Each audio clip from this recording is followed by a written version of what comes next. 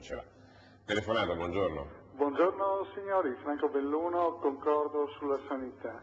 E invece volevo fare una domanda alla signora Donazzani.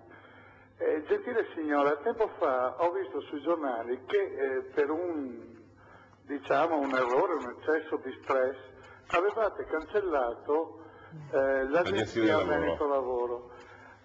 Avete posto rimedio a tutto questo? Sì. Sarebbe interessante per me perché vado in cerca di lavoro. La ringrazio, buona giornata. Sì, è stato un errore dell'aula, un errore mio, perché avevo dato... Suo pure. Mio.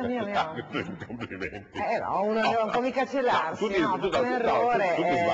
Tutti sbagliano. Un errore per fortuna non grave, perché è stato possibile recuperarlo. Noi durante una votazione... Ce la racconti, perché io continuo... Sì, allora con la convinzione, tanto se voi avete mai visto l'aula del Consiglio regionale, è veramente un luogo stretto e ameno dove siamo... Facciamo vedere in foto. Eccolo lì, quello è esattamente il Consiglio regionale. Sì, grazie, la foto. È strettissimo, è un disastro, soprattutto quando c'è tanta fibrillazione, quando ci sono argomenti anche caldi da trattare. Una qualsiasi chiacchiericcio sembra...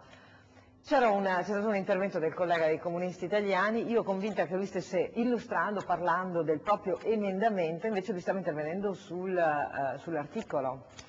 E quindi nel momento della votazione ho dato mandato ai miei colleghi che guardavano me, perché ero l'assessore di quella legge, di votare contro, insomma.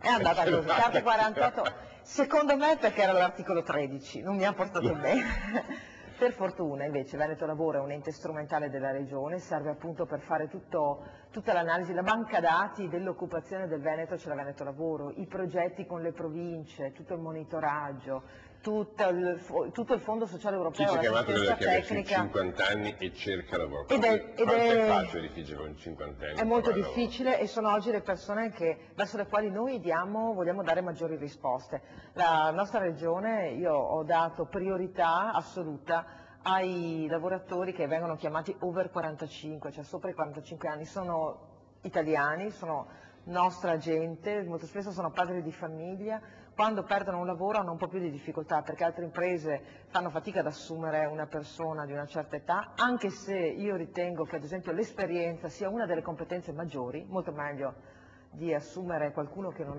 è privo di qualsiasi esperienza lavorativa. Questi aiuti a chi perde il posto, riguarda quindi anche gli over 45? Sì, io consiglio di fare un passaggio innanzitutto ai centri per l'impiego che nella nostra regione, in particolare in alcune province, funzionano molto bene. Lì viene fatto un profilo del lavoratore, si chiedono quali sono le esperienze, quali sono le competenze e immediatamente si inizia a cercare un posto di lavoro. Vi è anche parte di formazione, se per caso uno deve, imparare qualche cosa di diverso da quello che ha fatto, e poi si cerca di ricollocare. Con questa legge c'è stato un passaggio importante, noi avremo accanto ai centri per l'impiego, che sono quelli pubblici delle province, avremo la possibilità di attivare tutte le agenzie interinali, però sotto il governo della regione, quindi con un mandato ed una capacità di muoversi che terrà conto di tutto ciò che c'è sul nostro territorio per trovare posti di lavoro, perché questo è l'obiettivo oggi.